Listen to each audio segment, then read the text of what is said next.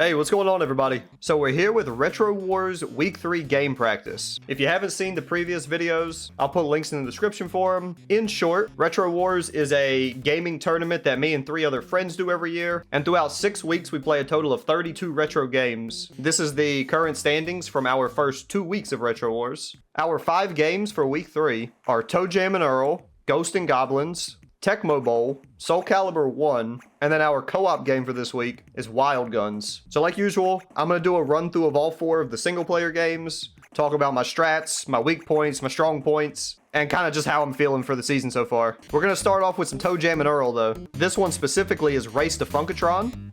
This is Chinzy's game for the week, and the rules are Race to Funkotron. Whoever gets there first wins, and then the rest of the places are decided by how fast you beat the game or how far you go before you died. This is a very niche game, so you might have never seen this before, but essentially, you're 2 aliens that ended up on, I guess this is Earth, I actually don't remember. And you have to go through 25 different levels and collect all of the pieces for the rocket ship that you guys came here in.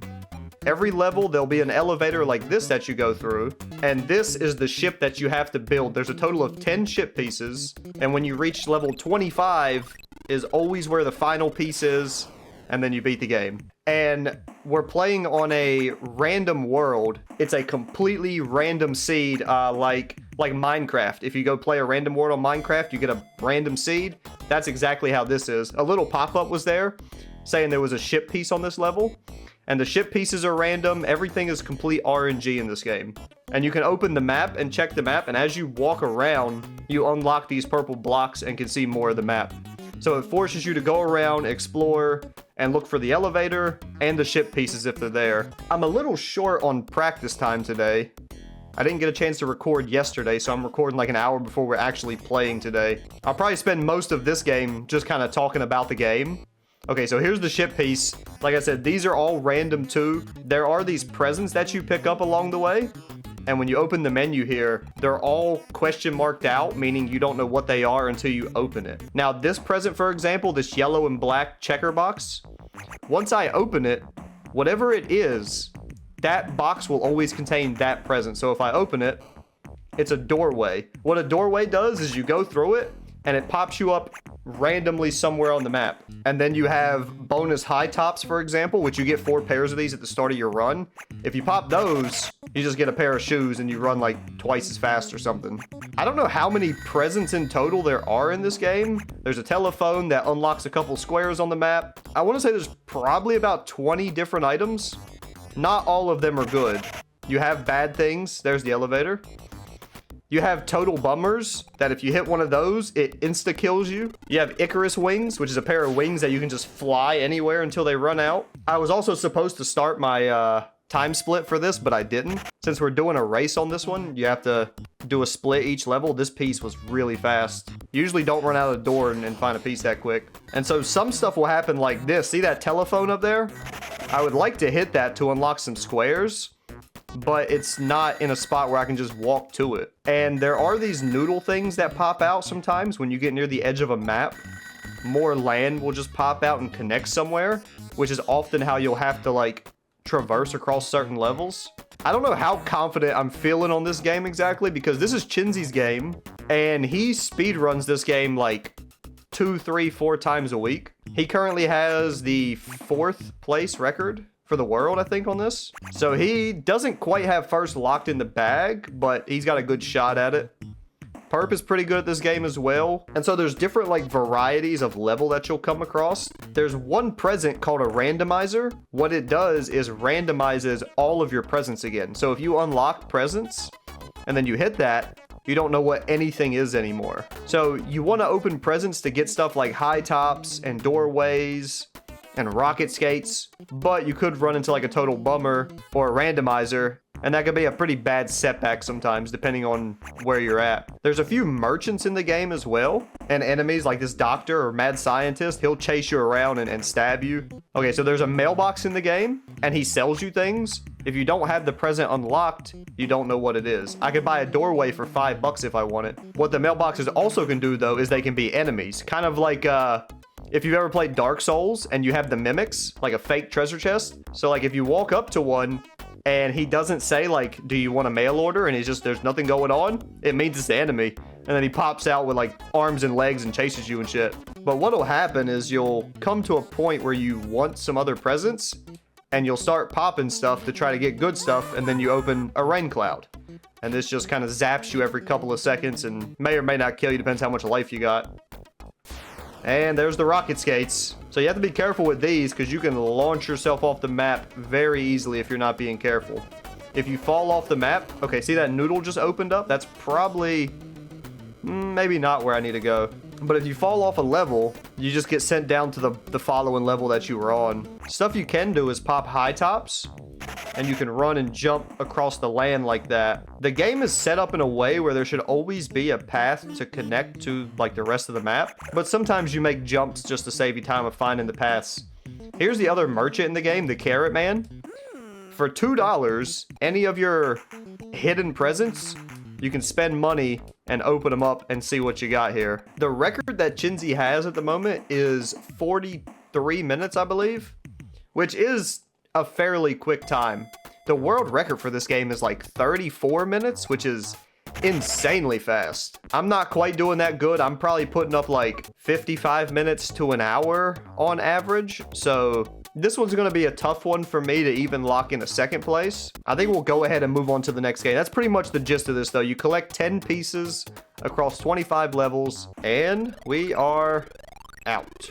Okay, so next up we got Soul Calibur 1. This is honestly like favorite of mine. I don't think the other people really care much for this, but I actually do enjoy this game a lot. It is old and the tech is like not easy to learn because there's not a lot of it out there. I was playing Mitsurugi. Previously in Retro Wars, I played Keelik. This year, I'm going with Lizard Man. I'll just play against the CPU for a few rounds here. I don't think I'll have much footage on this because, well, I can actually try to run a set against a real player. Let's do that instead. Never mind.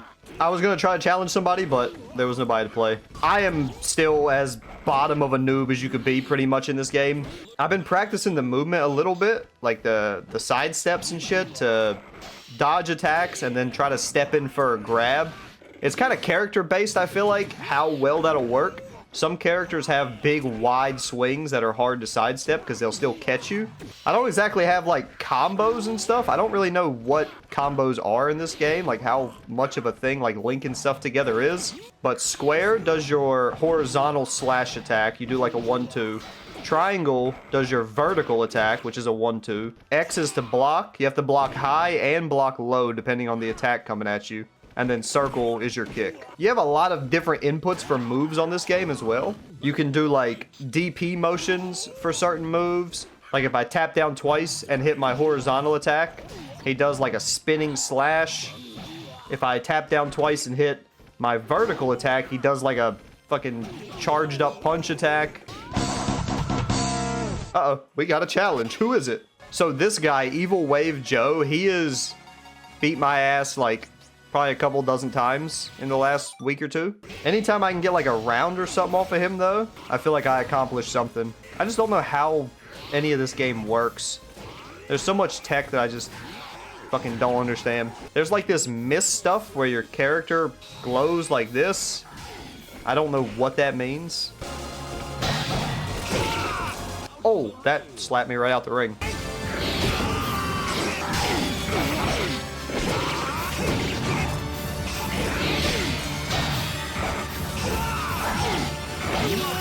I got a round. That's a win in my book right now. And I know how frame data works in fighting games and stuff. Like, I've played a lot of Street Fighter. I haven't really had time to study my character and really know what's like plus and negative for me. Common knowledge will tell me that my horizontal attack is probably safe. Vertical attack, maybe safe. I'm not sure. His name's Evil Wave Joe. I'll give him a little shout out. I'll put the link for his channel in the description as well. I know that he makes Soul Calibur 1 content.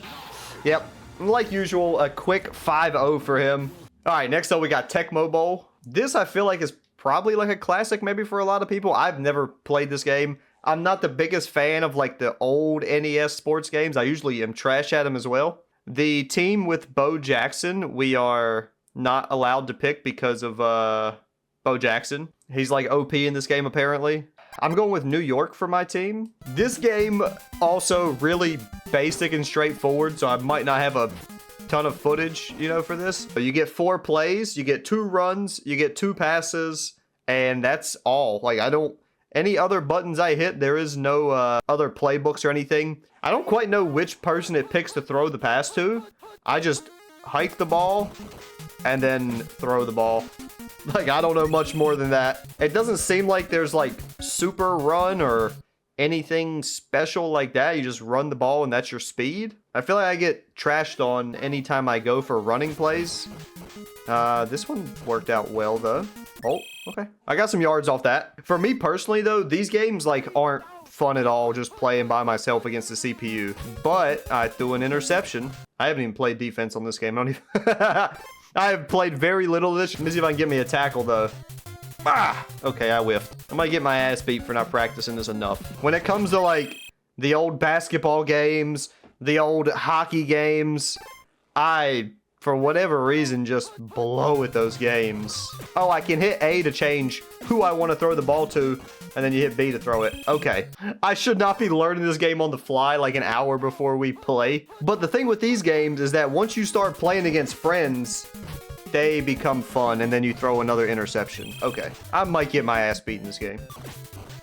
Oh, come on now. I got me a tackle for once. I got an interception. Didn't I? What's going on here?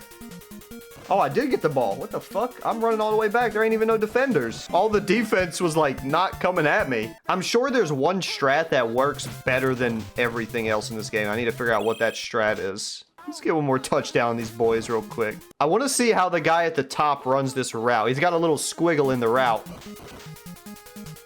There he is. Oh, I see you there. Yeah. Nope. Nope. Yeah, inside run. Oh, God, is not going to secure that. They locked that shit down. Okay. Outside run. This might not work any better.